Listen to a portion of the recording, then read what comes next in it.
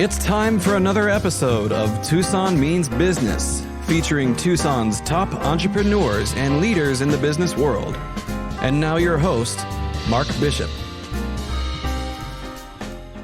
And it's time once again for another Tucson Means Business, where we feature lead businesses, I should say, in Tucson, along with the leaders in their field who have these businesses.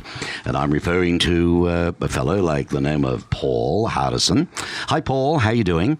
Hey, I'm doing good, Mark. He's a PhD, Chief Executive Officer, and a founding partner of a brand new travel concern. And because it's not a typical agency, we're going to find out all about it, but it's very special. It's called Trouvé, which in French means a lucky find. So we've had a lucky find in finding him to come on the show today. And he'll be doing his own show, as you're going to be hearing on Tucson Business Radio X, called Trouvé Travel Talk. And that'll be a lot of fun dealing with a lot of people who have taken trips and tours. So if you like travel, that's one podcast to look out for, okay?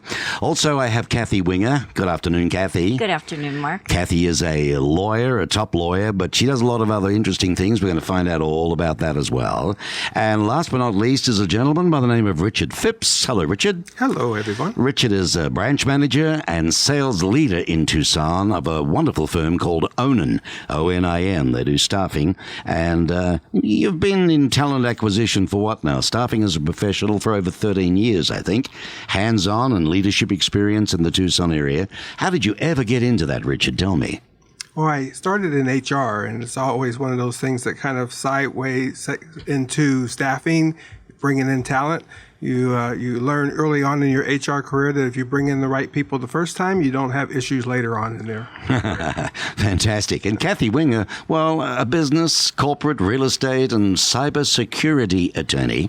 This is the interesting part, particularly today, who represents companies and individuals in commercial and corporate transactions.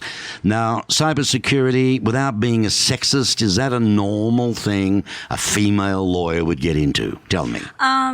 No, I don't think it's a normal thing that a female lawyer would get into, and I don't think it's sexist. I think actually the whole tech industry tends to be very male-dominated, and I do a lot of speaking at national and local conferences on cybersecurity, and I notice that there's a big push these days in these types of conferences to stay away from all male panels and to have women represented on the panels and to make a conscious effort to do that. So I think the tech industry is finding that to be an issue, and they're trying to address it. And there are, many women who are in the tech field who refuse to speak on panels unless, refuse to speak on all male panels. So I think there's a push towards that. I also think I'm a little bit unusual as a lawyer in cybersecurity because my practice is transactional. I'm not a litigator.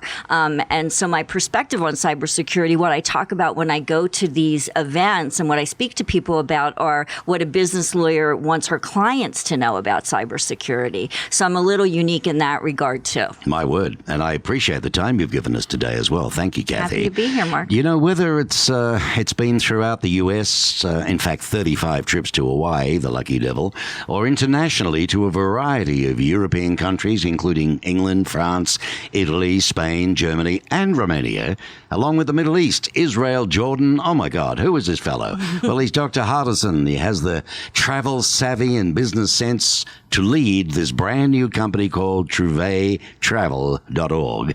Additional careers in science and education, because how does one come out of what he does into travel? So Dr. Hardison is combining all three areas to best leverage Trouvé's focus, activities, and growth. But our university professor, Dr. Hardison, earned a university-level professional teaching award line 2013 from the University of North Dakota back then. He is also an active planetary scientist who regularly publishes world-class scientific research with an emphasis on main belt asteroids and their compositions. Heavens above. Have we got anything coming at us? Can you tell us that so we can sleep at night once and for all? I don't think you have to worry tonight. Not tonight. Not right. Oh, very nice. We've got a night, Richard. No, seriously, is there anything out there to be concerned? Well, there are about 11,000-ish near-Earth asteroids that are monitored that come fairly close, outside the Earth-Moon distance, for example. Some come within the Earth-Moon distance, but they have well-defined orbits, and they're being watched, and no collision courses as of now. Although if you want me to keep you up at night, I can tell you what to worry about. I don't know if I'm going to ask him, to be honest with you. I was going to say I could probably help you with that too. Okay, so you're a bit of a foodie as well. You have a blog called Astro Foodie, well, duh, and soon contribute to your entrepreneurial drive and enthusiasm. You're looking at perhaps a franchise restaurant in upscale lobster restaurant of all things. He's just done a trip to Maine, I believe, so maybe you can tell us a little bit about that as well. What got you into travel, other than you love personally traveling? Yeah, well, this whole experience is what I call the unexpected journey, so that makes me think of Hobbits because of the movie. If you would have asked me before 2017 whether I'd gotten into this, I'd say you were crazy.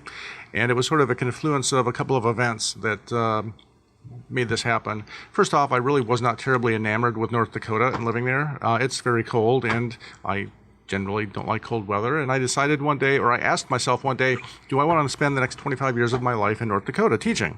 And the answer within less than 5 seconds was no. So that was kind of the start of it, and then jumped to summer 2016, and I went on my very first small ship sail in the Caribbean, and we went island hopping from St. Martin to St. Lucia, and I absolutely adored that more than I ever thought I would. I drooled over that for 6 months before I did it, and I absolutely loved it. And then 6 months later, early 2017, when I was on sabbatical at University of New Mexico in Las Cruces, I received an opportunity to get involved in business, which is what led to Treve. It wasn't Treve at the time. It was sort of the scattered remnants of a previous company of sorts.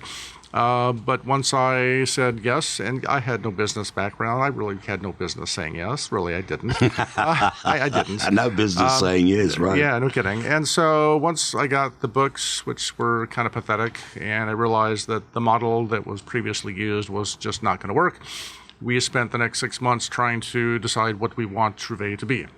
And so that's what we became, which is a small travel experience company. So the vision is what, in a nutshell? To connect people to the world. That's the tagline. And so we have kind of 3 areas of focus right now. We have our big signature travel experiences, which are all-inclusive travel experiences that we create in-house, and they can be in the U.S. or they can be around the world, that we create, we conduct, we host them, and we really try to make the itinerary very special. That's something that people won't usually find. Then the second part is day trips. We have day trips in New York City. We have day trips in Tucson. And we ultimately, the vision is to have day trips in every state in the country. Because you don't have to travel 5,000 miles to learn something or experience something new and unique that you didn't know before. I mean, how many people, if you have lived somewhere, how often have you not gone around and explored your local area? A lot of people don't do that just as a matter of fact that they work there. Yeah, a lot of people never get out of the state, do they? Right, and they're busy, but they don't think about getting out and looking around. So that's the day trip idea. And the third part is getting into B2B travel services, working with businesses to either plan travel events for them for groups, for events, or to actually put together group travel experiences that are for the business or some members of the business. So that could be like conferences or motivational. It could be a company that says, look, I got great execs, but they need a kick in the butt. Can we take them somewhere and, yell in their ears? Exactly. And the idea for that is basically turnkey, beginning to end travel services for other businesses that they don't have to worry about planning anything. We work together and we work to help them achieve their mission. So that's the idea there. Fabulous. And, to better understand, experience, and appreciate the amazing diversity, cultures, histories, and natural environments. Kathy, a lot of travel, you herd it like cattle. You don't get to see anything. It's mainly just the predominant places. That's why I really love the concept of Treve. It's going to be able to, 5 to 20 maybe, 10 couples? How does it work, Paul? Yeah, that's a good thing you brought that up. This is a focus on small group travel. So we kind of top it out at 20 people, 5 is our loose minimum, but top it off at 20, because if you go more than 20, then that turns into the big coach bus kind of tour, and people don't get to know each other. And so we want to keep that small group feel. And when we went to Maine, which Mark mentioned, everybody kind of got to know each other. And one guy mentioned that he didn't really expect that when he planned to travel. I don't expect to make friends with people who I'm with. Well, it happened, and it was pretty neat, as well as eating a ridiculous amount of lobster. You have no idea how much lobster 15 people can eat over 3.5 days. Well, in doing my research, Paul, I noticed that they actually went out on the lobster fishing boat. Is that right? Yeah, it was a company called Lucky Catch. Imagine that, Lucky Catch. But, Puns are flying everywhere today, aren't they? But it was an actual lobster boat. But it was a hands-on experience. They pulled up lobster traps, got a couple of lobsters, told us how big they have to be if you can keep them, because there are size limitations for the lobsters.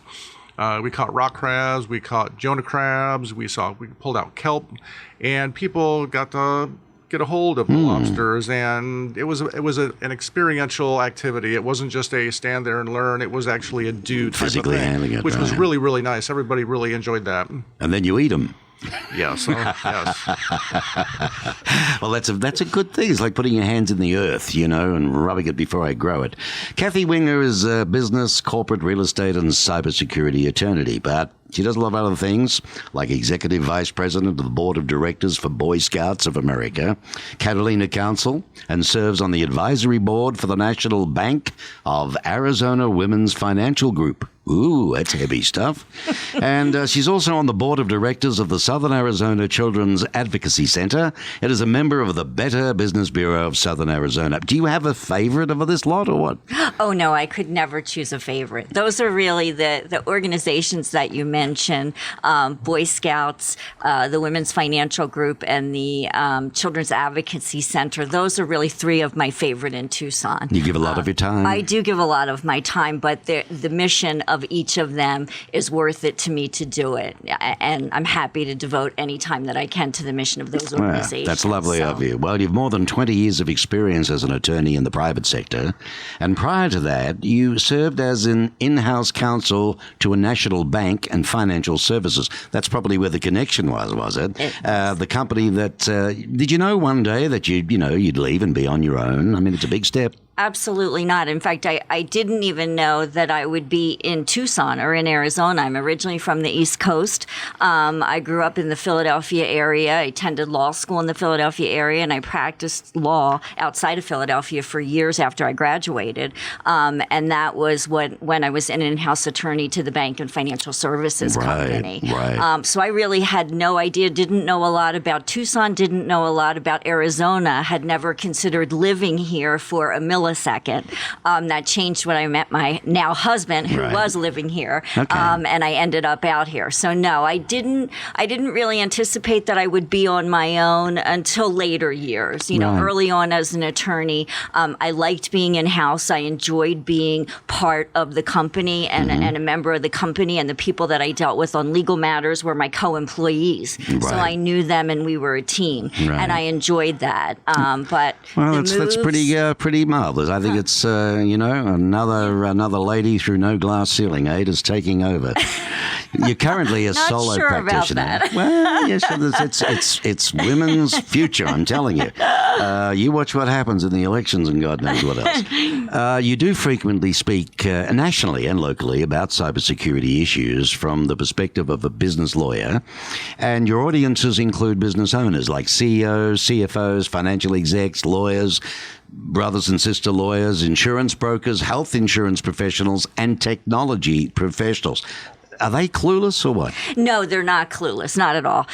It's really me. I'll talk to anybody who will listen to me when it comes to cybersecurity. So it's not them. And really, what started me doing that was, as you mentioned, my background in banking and financial services. That was over 20 years ago before I moved to Tucson. But cybersecurity was always an issue in the bank. And in the financial services industry, we issued credit cards. So electronic data and protecting electronic electronic data was always an issue. So I like to say I was involved in cybersecurity before it became cool. Oh, wow. So then fast forward to now, Yeah. and it's really become an issue for everyone, not Has just it banks. ever? Tell And you so my what. business clients, that's an issue that they have to face and they have to manage the risk of. So that's really what started me talking about it. I realized how things had changed from the time I was in the banking industry till now, and decided I had to make everyone aware of the risks that they were facing and help them with suggestions as to what they could do to manage it.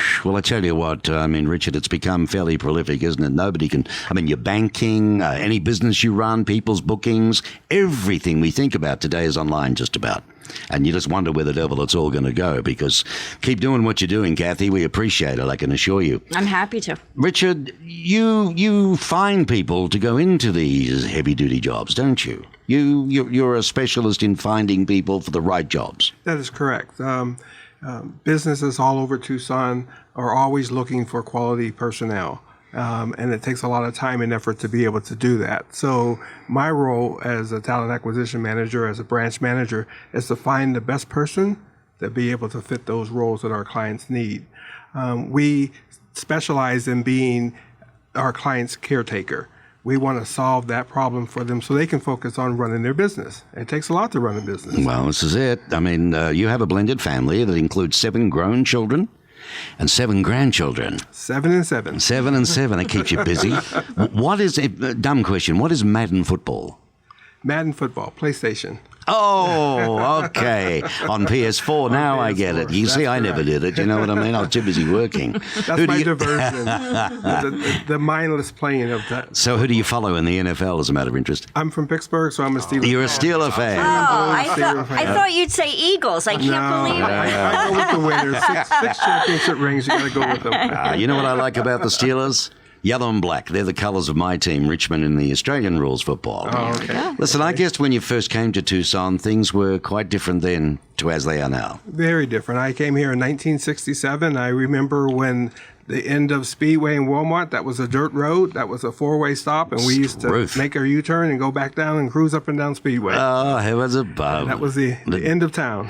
And you came from where now to come here? I came from Pittsburgh. That's right, from Pennsylvania. Pittsburgh. Came out here. So maybe let's go back a little. Is a road glide like a Harley model? Is that the model of a motorbike? It's the best Harley that was ever made. Really? Yes.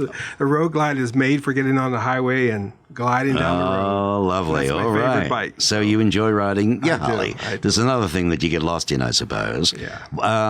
Okay, so what's with the ball bit? What's that? Well, everyone sees my bald head and they wonder, is that by choice or is that by age of years? And I always let them know that that's by choice. Now, for what it's worth, listeners, for what it's worth, I was asked to ask that, all right? Otherwise, I wouldn't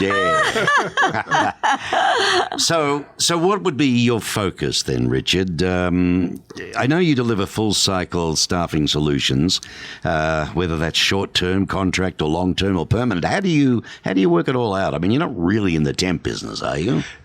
Correct. We're a staffing company, and we separate ourselves from a lot of the temp agencies that are here in Tucson that hire individuals for one day here and one day there. Our focus is to be able to match them with our clients so that they can become a permanent employee of that team. We therefore eliminate the need that the hiring manager has of spending time going through applications and sitting down talking to people. We're able to do that for them and to bring the professional approach to them so that we match them up with the perfect candidate. Well, there are a few different ones in Tucson, but with Onan Staffing, I mean, it's a privately held, debt-free company. You've got something like, 100 branches throughout the U.S.? We're actually at 117 now. You're at 117. Yes. Gee, I wrote this last week. 17 more branches of that. You are growing, aren't you? You've joined the Tucson community with a fresh approach to staffing, all right? Now, this is what I'm excited about.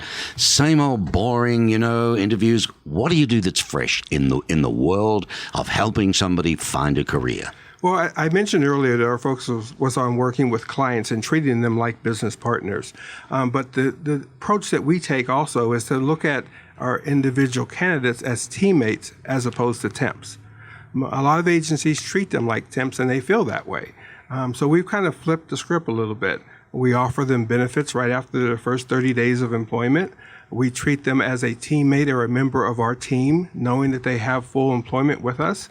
And that they're not going to be treated or sent out on a job that's not going to match them or be useful for them. And we're concerned about making sure that they have the tools that they need to be able to perform the job. So we have all in-person interviews. We don't do any phone screening and just send out resumes to individuals. We actually have them come into the office and meet with our recruiting team so that we can make sure that both sides win in this. Well, I got to tell you, years ago, in between some radio and television jobs, in between jobs, I worked for a company and I worked in the sales and marketing division of this company, and I placed more people in jobs than they'd ever done in their history. I thoroughly enjoyed it. It was fun, but I'd be honest with these guys, get a haircut, clean up, get rid of that beard, do what you got to do. And I would send them 3 really qualified jobs where I'd feel bad if the other 2 didn't get it. You know what I mean? Exactly. Because I think you've got to put your heart into something like that. I mean, you care about your clients like partners. Exactly. And so using your analogy, those 3 individuals that we cleaned up may be a perfect fit for company A, but those other individuals may be a perfect fit for company B. Right. And so that's why we want to have that in-person discussion with them so that we can make sure that we are sending them to the right person. Now, what worries me is Tucson. You often hear there's not enough jobs. Not enough jobs. We've got to leave. We've got to go elsewhere. I got a bachelor in this and an MP in that, an MA there, and I'm serving behind a bar. Now, Exactly. Is it getting better? Well, I'm also a member of the Tucson Chamber. I'm an ambassador with the Tucson Chamber, and so I get to talk to a lot of business owners. And that's one of the common themes you hear. Well, unemployment is less than 4.9% now. Why do I need to use a staffing agency? Right. Well, it's because of that very reason. The people who you may need may already be employed somewhere else. And so a staffing agency will be able to help you find the best of the best. So do you actually headhunt? We do. You take people away from people? So How does that measure up, though, in your partnership with them and you want a long-term relationship with the company? How do you do that? Because just because you're with a company doesn't mean that that's the best fit for you. My goal was to help you find that forever job, that job that you want to stay at, not just till the end of the week and you receive your paycheck, but that job that you want to stay at for a long period of time. Yeah, it's Jane Cathy, don't you think? And Paul, I mean, our day, maybe not Paul, he's too young, but in our day, we, I didn't mean it like that. Well, he's a baby, put it that way. But what I was getting at was you had to really sit in a job 3 to 5 years because if you moved too much, they didn't like it then. Now, from what I was reading the other day somewhere about, they expect you to leave every 2 years. Well, you want to stay with a job as long as you're being productive and useful. And if you love it there, why would you leave? Exactly. But if you're not, then you want to make sure that you make a move. You don't want to sit there for 5 years burning up your good brain cells if it's not going to be a benefit to you and the rest of the company. No, that's the thing, and you want to be happy too, yeah. So if you do go after somebody, I've always wondered how that process works. It's like being a detective. Do you follow them? Do you go to lunch with them? Do you call them out of the blue and say, I have a client that would like to talk to you? What do you do?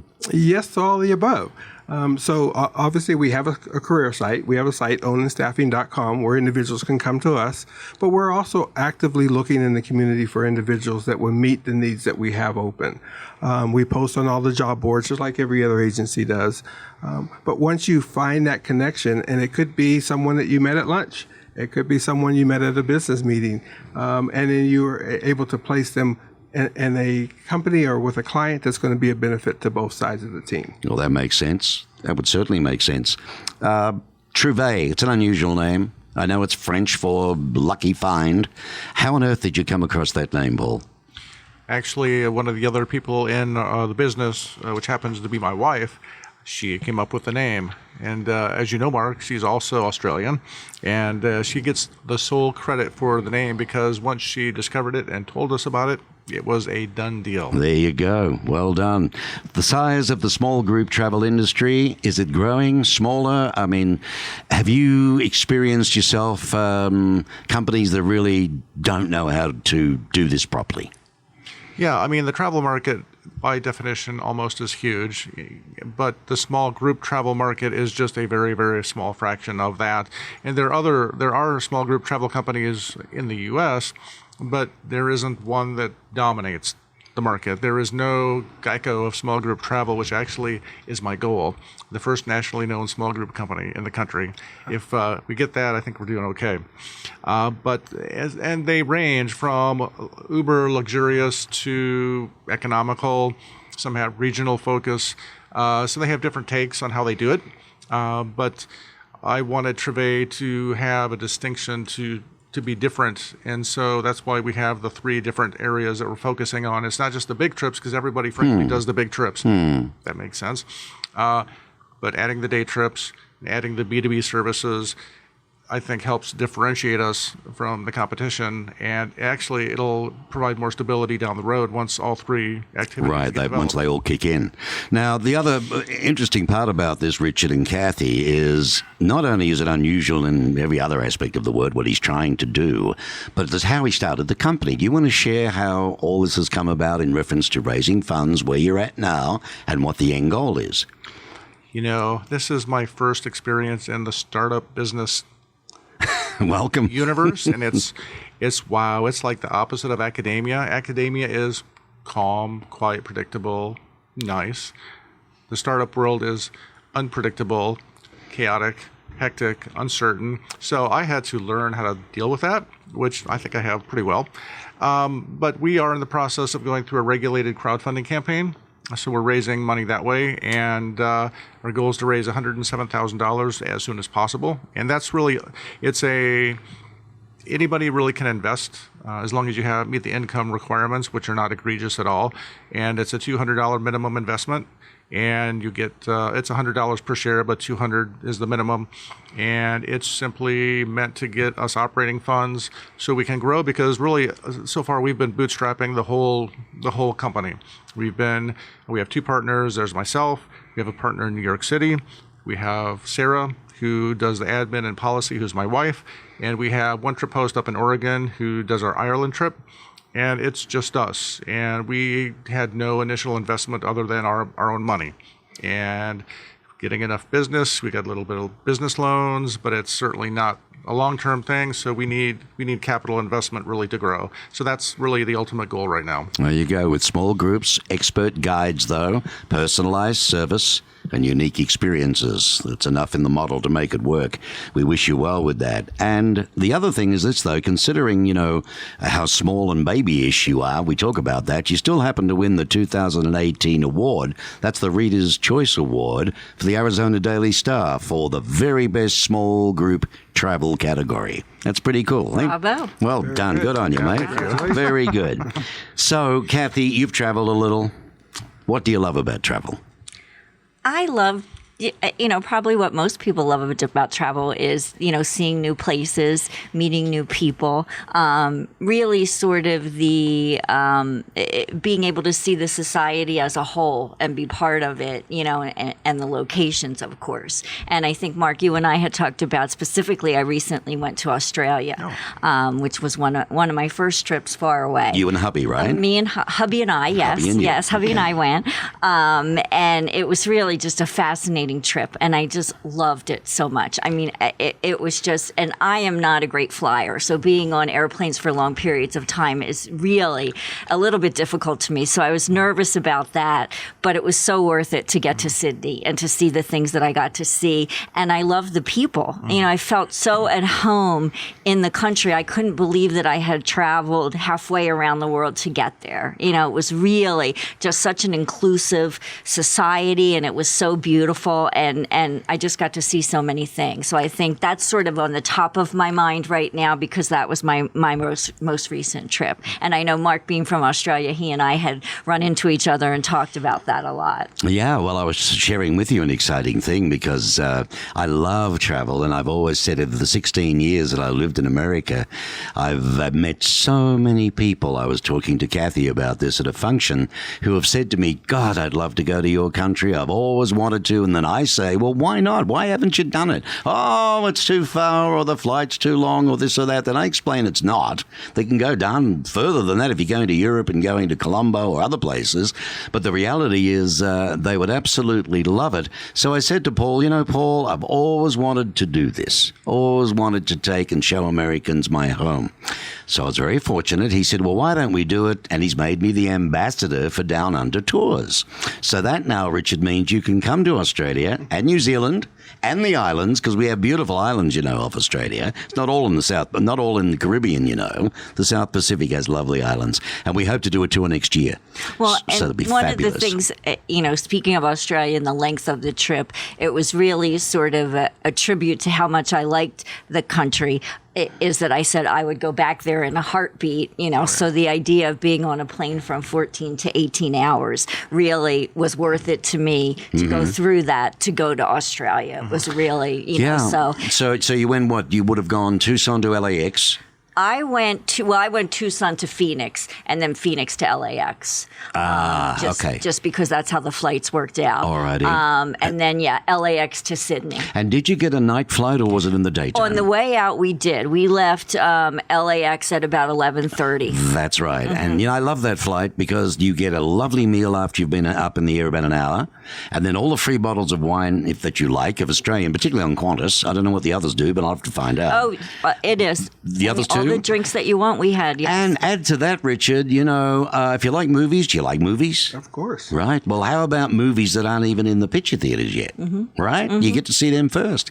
So you're going to tell me after 3 bottles of red, a nice meal, and 3 movies, you go to sleep. Next minute, they're tapping you on the shoulder and you're flying over the Harbour Bridge or something And to like the that. extent you're tired at all after having been on the plane all that time, Yeah. the excitement about landing in Australia and in Sydney 7 in the morning, really gives that's it. you have the jolt, so the lack of sleep or the travel, that way really didn't have any effect. Now, the way back is a little bit different. That's a little bit tougher. Yeah. But getting there is just so exciting. Well, it my is. mouth was It is. open the whole, from the time I stepped off the plane, I was just agog at everything. Well, you got to catch those flies, mate. You want to be careful. And you basically saw Sydney, correct? Sydney, yeah. We stayed just in Sydney, and we were there from a Saturday to a Saturday. So we had a week. I had a week. And see what I mean? I mean, that's amazing. Absolutely. To go 13,000 miles for one, with all due respect, Yes. lousy week. Would Yeah. you have loved a month? Oh, I could have easily done a month. Yeah. Absolutely easily. Well, this trip next Yeah. year, Richard, we're planning 3 weeks. Oh, wow.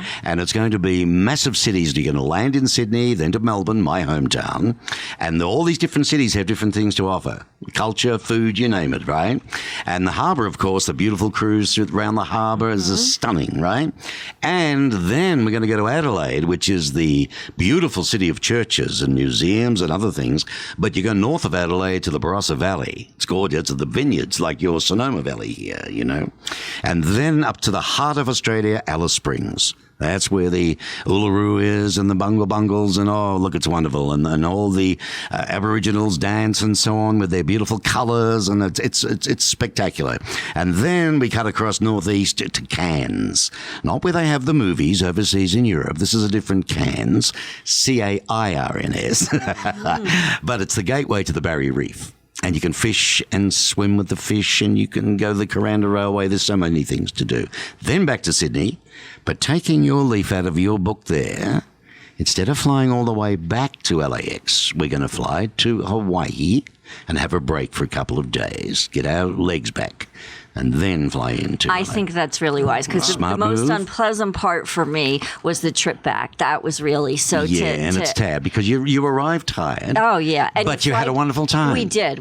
But flying during the day, we came back during the day, and so we left Sydney at 9 o'clock on Saturday morning, and we got back to Tucson at 9 o'clock on Saturday morning, and our bodies really felt that. You know that why? was the Well, the tough part. daytime is the worst because you've also crossing the the what's it called again? The Dayline? Thank you. Yeah. Yeah. And that's it. So the stop in Hawaii, I give a big Good thumbs idea. up to. Yeah. Richard, have you travelled much? This sounds exciting. So 3 years ago, I was married to my new bride here, and she convinced me to take a cruise. So we did the Royal Caribbean cruise. Oh, lovely, lovely. Did the islands, and that was actually my first time really out of the country. Really? And I have the bug now, so we're planning another trip on it. All right. Well, but you can do land and cruising. Yeah, you know, we may throw this in the mix too. Throw it in the mix, That man. sounds Yeah, but I exciting. love cruising. I met my wife on a cruise actually, and in the Caribbean. And it was very, very nice. And I loved cruising. That just got me, you know. But I do like to see other things. I like to explore, and I just don't want to stay on the boat all the time, you know. And what does appeal to me now are some of those trips you see down the Rhine and what have you. But if you can get off and get a bit of history in there and really do stuff, that'd be fair. So there we go. I'm enjoying this travel show, really. I won't talk about my seasicknesses and my bad experience of cruising. I had a wonderful time on the cruise. It was 7 days, and we got off the ship four times during that 7 days. So it was really nice. Back on to boring business, Richard. What is the best way for a potential candidate to learn about the current openings, perhaps, that you may have on your books? Awesome question. So we have our career site, ownandstaffing.com, and candidates can always go on there and click the Apply Now link, and they'll be able to put their information in there, and they can see what we have open, and we can reach out to them. But also, we have an office right here on Speedway and Swan, and we're open Monday through Friday. They can stop by anytime and talk to myself or any of our recruiting team, and we'll be more than happy to take care of their staffing needs and their employment needs. You're listening to Richard Phipps, Kathy Winger, and Paul Hardison, my guest today on Tucson Means Business with Mark Bishop. And, of course, it's coming to you on Tucson Business Radio X, America's fastest leading business radio network. And my studio is situated in the Stewart Title Building, their corporate offices on Broadway. 4.6%. Why use a staffing agency, says the gentleman. How do you answer that? Well, since that number is so low, and since talent is so scarce, you want to make sure that you utilize your time wisely and not chasing after people that are not going to be a good fit for you.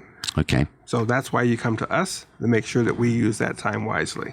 Are more executives getting, fed up with trying to find the right people themselves anyway? They've got more to do, right? They are, exactly. You mentioned, Paul mentioned that he was spending a lot of time getting his business started. He doesn't have time to go there and look at resumes or to interview individuals. That's very time consuming. What geography does Onan cover then in Tucson, greater or where? So we have branches from Florida all the way to Tucson. I'm the furthest south. But here in the Tucson area, I take care of anything from Oro Valley all the way down to south of Tucson. Okay, so it's quite a big area. Yes. And all age groups? Exactly. Okay. Yeah. And you obviously have to go out and hunt business too, so you visit a lot of companies, right? That's one of the advantages of being part of the Tucson Chamber. Is you get to meet a lot of people that way. I'm also a SHRM member and on the Diversity and Inclusions Committee. And so just by networking with people, and I've been in Tucson since forever, 1967. So you get to meet business owners and find out what their needs are and spend time with them to help them be successful. Interesting. Paul, I'm interested from a business point of view, because we touched on it before. How does Trouvé address the issue of doing business for businesses to find out what they really want? Well, the B2B aspect of the business is something that we're just starting. So that needs to be developed. But businesses, well, there are different ways we can do this. It can, like you mentioned, it could be conferences or big events at a different location outside of Tucson, but we can also help businesses in Tucson. And one example that comes to mind is companies like, let's say, Roche. They bring people into Tucson who are visiting, who are potential employees. Well, they often need somebody to show them around Tucson. Well, that's something that we can do. Right. So we have 2-day trips set up already. One's to the Sonoyta Wineries, one's to Kip Peak National Observatory. What a good idea. Science-focused. But we're also working on a very specially curated culinary day trip, which fits Tucson being a gastronomic capital, that we're going to pick a select number of restaurants, work with them, work with their chefs, and develop special plates that the group will go visit over the course of a day and get to really experience the taste of Tucson. That's very good. That's fun. Yeah. Now, you mentioned before, it's interesting because I know with your travel guests now and the trips that you're taking, they're not all out of Tucson, these PAXs, as they're called in the industry. These people are from all across America. Yeah, actually, most of our customers so far are not Tucsonians. Our main trip are people from around the country, from North Carolina to Georgia to Oklahoma. And it's a very diverse group. And there's a reason for that, though. And one of the best things that I've discovered so far doing business is finding strategic partnerships. And that partnership was with the owner of GetMainLobster.com, which is a direct-to-consumer lobster company. And I've used their services. And of all things, I ran across the owner on Twitter. Because I was sort of hunting around. I was kind of stalking lobster companies, which is not something everybody does. But we struck up a conversation, told him about our trip, and he has been very gracious. We have piggybacked on his email marketing. And Mark Morrell, he's an absolutely great guy. I met him for the first time when we were in Maine earlier this month. He was a part of our trip, and it has been a really fruitful partnership, and we're doing it again next year. First week of June, and we're going to do it all over again. It was an excellent time. Yeah, listen, I'd love to do that one, Kathy, I tell you, because I love lobster. Absolutely. And I've never seen the East Coast. Oh, that's a lie, Mark. I've been to New York, and I went to Long Island for a short visit. That was it of the East Coast. But I believe Maine and other beautiful places up north there. America's got a lot of beautiful places to see and do. Absolutely. And I think once Tucson, the Tucsonans, as I was corrected on once, I used to say Tucsonians like somebody else, but now I say Tucsonans because they rang me up on air, and I thank you very much for that because it was very good. You're not to know, being if it takes 30 years, to speak the language here, and then you're a local. You know that, don't you? I do. I'm not there yet, but I'm on my way. So tell me, Kathy, what are some questions that new business owners should ask their business attorney? Thanks for bringing that topic up, Mark. That's sort of a passion of mine in terms of business owners, new business owners. I love working with companies that are new and just starting. I create a lot of LLCs, a lot of corporations, so I'm there on the ground floor for a lot of my clients. So I think a lot about what sorts of things that I like to share with them and like them to be aware of, and I've sort of turned that into questions that they should be asking any business attorney, not me, but it comes directly from my practice. And my website, I have a blog where I write articles, and that's one of the articles that I wrote is, four questions you should ask your business attorney. So the first thing is always, what form of entity makes sense for you? Should you be an LLC? Should you be a corporation? Should you be a solo practitioner? Should you be an individual? What should you do? How should you operate your business? In most cases, a small and medium-sized businesses, new businesses, opt to start out as an LLC. And so that's the entity that they create. But it's not just a legal issue. It really is an accounting issue as well. And so I oftentimes will work with my client's accountant as to what makes sense from a tax perspective, from a numbers perspective, as to the form of entity, or the accountant will work with me. So we really do work as a team. So that's really the first consideration, because you're starting your business. And how are you going to operate your business? And you want to start correctly. You want to start with everything set up legally correctly. You want your foundations right. Exactly. Yeah. And so I like to get in on the ground floor to help my clients do that. The other things that I recommend that people think about are what sorts of risks are you going to be facing as a business? Because as a business lawyer, I'm really a risk manager. That's what I do for my clients. I help them manage legal risks. The goal is that legal risks don't destroy their company. Yeah, right. Keep me out of jail and my taxes low. Well, and lawsuits, protect yourself from lawsuits and make sure you're operating properly. So it's really managing those risks. So, and that's very business dependent. What kinds of regulations are you going to have to comply with? What, are you going to have employees? How many employees? What do you have to do if you have employees? So those are the general sort of legal risks that are out there depending on the type of business that you're operating. The third thing that I like people to think about, and again, this is an early on concern that I like them to keep in mind, is your business going to have any intellectual property that you need to protect? Are there patents involved? Are there copyrights? Are you trademarking a name?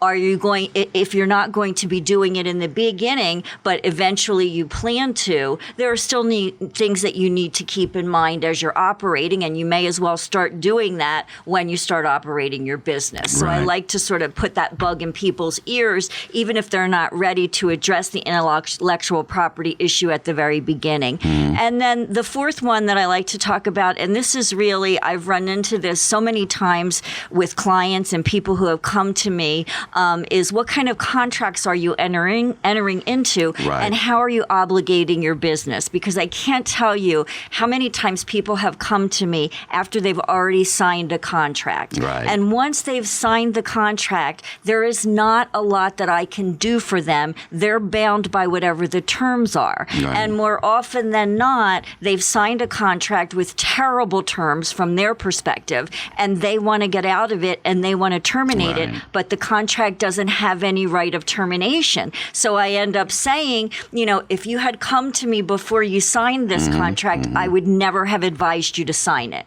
Right. We would have negotiated terms that were favorable to you. So I like for people to be conscious of the idea that when they're signing a contract, they're obligated by its terms. So I always advise, have an attorney look at it beforehand and talk to you about it beforehand so that you can be clear, this is what you're getting yourself Right. into. Are you okay with this? Do you need to be able to get out of it? All of those things. And then along those same lines, in terms of the contract, and again, I've represented businesses and been involved in business law for more years that I really want to mention, especially after your comment about our age being the same. It's a beautiful mark. day. There's blue sky. It's sunshine. It's about 75 in Tucson. But anyway, one of the things that I see when I talk about entities and creating an Sure, entity, yeah. it's a separate entity. It's not you. I'm Kathy Winger, and a separate entity would be KD Winger PLLC, Sure, the company. Well, when you enter into a contract, you want to do it in the name of the company. I have so many people or clients who I create a corporation for them, and then they give me a contract to review, and it's their name individually, and that defeats the whole purpose of creating the separate entity. So those are sort of some things. Big things. And when I was listening to both of the other guests talk about, business owners are busy running their business. Business owners aren't busy thinking about legal issues that are out there and what they need to address. That's not their business. Right. I like to do that for them so that they can run their business and not have to worry about those issues, be protected on those issues. Well, needless to say then, Kathy, on the other hand, in the second place, and furthermore, when it comes to an operating agreement, a buy-sell agreement, you've got to look the other side. And if I was starting a business, I should come to you at that time before I structure anything. Absolutely. So that it is correct for people I'm going to deal with at the same time. And the other thing, and especially with buy-sell agreements, I work a lot with businesses that are buying other businesses or businesses that are selling. The beauty of having a lawyer is that lawyer represents just you. So their only concern is your interest and the protection of your interest, and having the agreement effectuate what you want. Okay. There's such a huge value to that, especially when you're talking about another party selling the business and you want to buy it, and you're negotiating prices and terms and things like that. You want to have somebody on your team who, from a legal perspective, is going to be looking out for only you and your business's legal interests. That's really critical. Speaking of that, Paul, when it comes to travel, are there a lot of, open can worms there to worry about? Can people sue and do things if you don't do things diligently? Or what did you go into when you started this business? Yeah, completely uninformed. So actually, I'm actively working with an insurance company in town right now to define general liability coverage that we should have. So I'm doing that now. Right. So that's good. But for our that exonerates you then, doesn't it? Right. And for our international trips, as a part of the package, we provide travel insurance. Well, that's a good thing. So everybody's covered in every way possible. So if something happens... Well, that's good. It's business. These are all the things that turn people off going into business, quite frankly. Absolutely. You've got to do things correctly. Now, we haven't got a lot of time left, so I really do want to touch on cybersecurity. Yeah. Data breaches. Why should business owners, be concerned so much about that? Well, they should be concerned because they're happening so frequently, and there's such exposure to any size company that handles data on any basis. And the exposure is really in terms of data breaches and also in terms with compliance with regulations. And I was just thinking as you were talking, I don't know how your business works internationally or whether you market to international clients, but when I think of data breaches and when I think of regulation, I think of the European Union's GDPR regulation and the requirement that you comply with it, and the consequences of not complying with it can be very severe. And U.S. companies, depending on how they market and who they market to and how they serve, can be covered by the regulation. And so they have to comply with that. And they might not know it because who might think, I'm a business in Tucson, Arizona. Why on earth would I have any concerns about the Europeans' GDPR? That's ridiculous. Well, when you look at the regulation, it reaches out. It looks to who your customers are and who you're advertising and marketing to. Because the point of these regulations and what's happening with the data breach regulations, they're trying to protect and they're looking at consumers. And they're saying to consumers, your information has value and you have rights over your information. And we're going to enact these statutes, especially the GDPR, that gives you certain rights. And if businesses don't comply with your rights, then they can be held, they can be penalized for it. And I even noticed just on the news the other day, Senator Mark Warner, who is a U.S. senator, is talking about a bill that he's proposing that would make companies reveal to consumers how much their information is worth, what monetary value they put on their information. That would be huge because that would be a statutory recognition of consumers giving something of value when you just give your information, like your name, your address, your social security number, all of those things.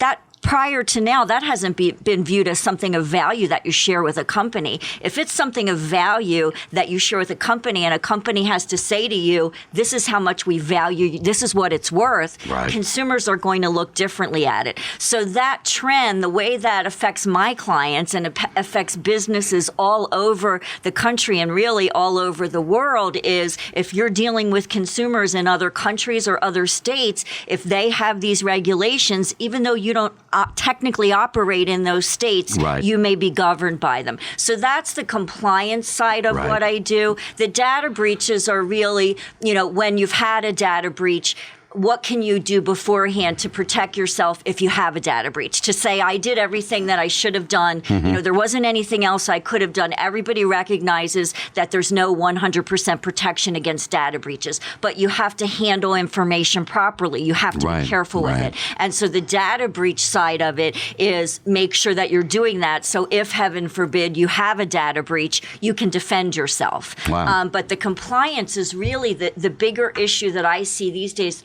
California has a new regulation that they're coming out with.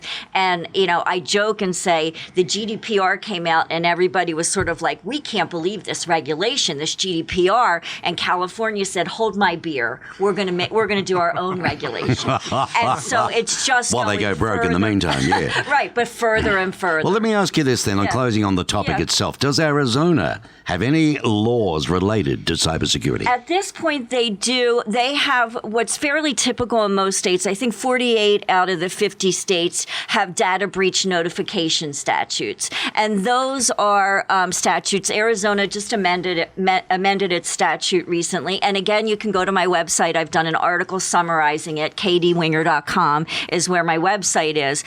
They have one that addresses and deals with what you have to do in the event of a data breach in Arizona. The issue in that area and sort of a huge problem or a huge obstacle is the fact that there isn't any federal regulation. There are, as I said, 48 to 49 states that have their own data breach statutes. If you have a data breach, you have to look or have someone look at all of those statutes to make sure what you have to comply with based on your business. Kathy, you're not too expensive, are you?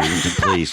I am worth every penny, Mark. You can talk to any of my clients, and I'm sure Yeah, they would confirm it. KD Winger, kdwinger.com. Yes. And Kathy at kdwinger.com. Yes, you can follow me. Listen, and one more thing, I'm going to say one more thing before you. I try to keep people apprised of what's going on, especially in the cybersecurity area, with my Twitter and my website. So feel free to follow me. Things that I see, I try to get out that I want people to know. I tell you what we do with our guests on our shows. I'm not going to go through a list of all your social media contacts.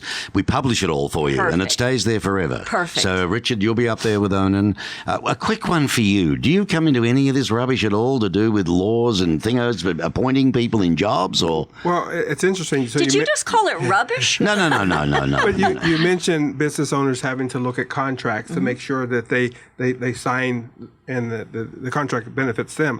Well, it's the same thing with employment, is that when you hire someone, you're making a contract with them. So another service that we offer is payrolling, where we will actually employ the person that you want on our payroll and take care of their benefits and take care of the HR side of it, so that you can then have a good time to determine if this is a good fit for you. Really? And you may do that for 3 or 4 months. Wow. And then decide, yes, I've never I'm heard gonna of bring that them on. before. And that way, you don't have to worry about that contract being a bad contract. You know at the end, it's going to be a good contract for you because you had time to watch them every day. Right. Well, there you And go. I know you're being super careful with the information that you're sharing and the way that you're doing it to keep that data secure. Exactly. No, good boy.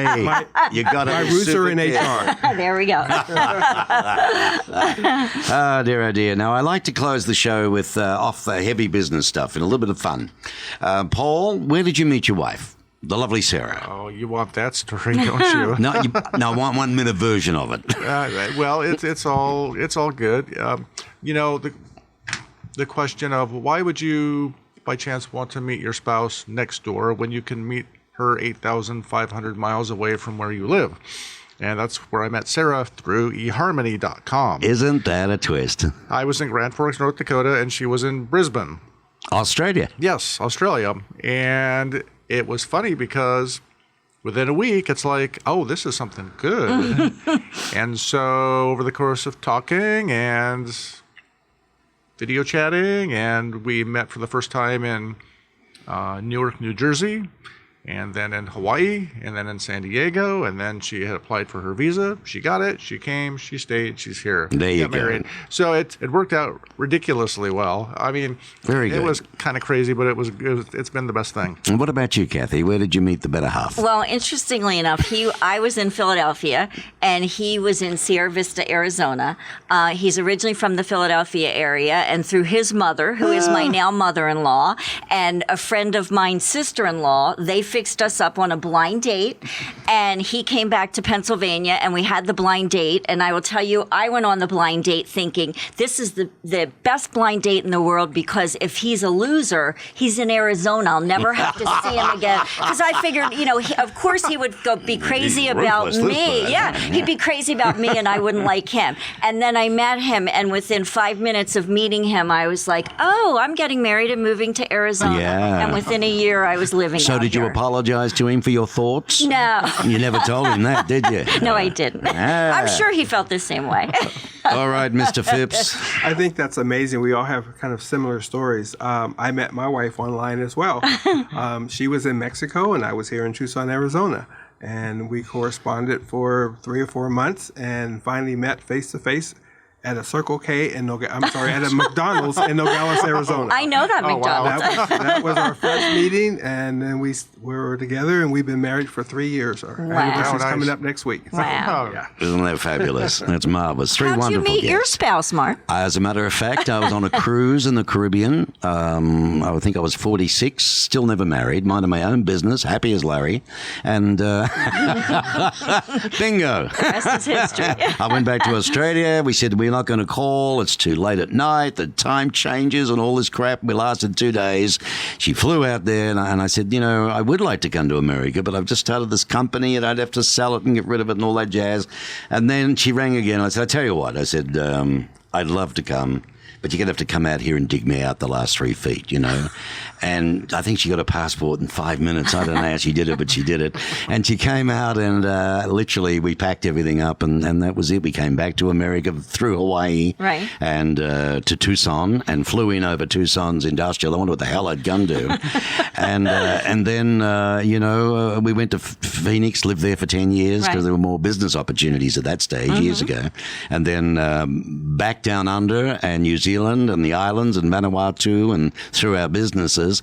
And then back to America where we're Tucsonans. Tucsonans. Correctly pronounced. And very good. it's a wonderful place to live. There's no doubt about it. So, look, thank you. Richard Phipps is the manager, the district manager, and the general manager and chief cook and bottle washer, the whole lot for Onan staffing here in Tucson. You can get all these details. Lovely gentleman and the great firm. If you're looking for a good gig or maybe you need somebody for a good gig, give Onan a shot. Have a look at their site and all their details on our site, TucsonBusinessRadioX.com. You will see it there. Just press the actual banner for Tucson Means Business. Kathy Winger, thank you so much for coming on today. Thank you for having me. It was lovely having you. Kathy is, she's a whiz, a lawyer and a specialist in cybersecurity, all sorts of good things. You're going to read about her. And katiewinger.com is where you can start, at least with that one. Paul Hardison, the founder, CEO, and chief cook and bottle washer at the moment, along with Sarah. I mean, they're working their little backsides off, aren't you, building this company? And I'm very pleased, though, to announce that Paul is actually going to be doing a travel show. And it's going to be called Trouvé Travel Talk. And it's going to be here on the network, and it starts he just did his first show recording, and it goes to air now, as a matter of fact. But it's going to be interesting with the different people he's going to be having on talking about travel and their experiences, good and bad, but what they've learnt. The whole show is about what people can learn from all the wonderful places in the world. When you look at it today with online and everything, it's such a small globe, you know. Can you get that show on your site? Is that how? Oh, my word. And you can get it on your mobile. You can get it on your phone. You can get so that's where you would go for Paul's show as well. Oh, very much so, yes. Great. Just go to Tucson, www.TucsonBusinessRadioX.com. Great. It's a global print. It's heard all over the world. But not only that, we put the shows out on all of the podcast platforms. So it gets heard everywhere. So thank you, everybody. Thanks, Wonderful Mark. shows. Thank Lovely you. having you.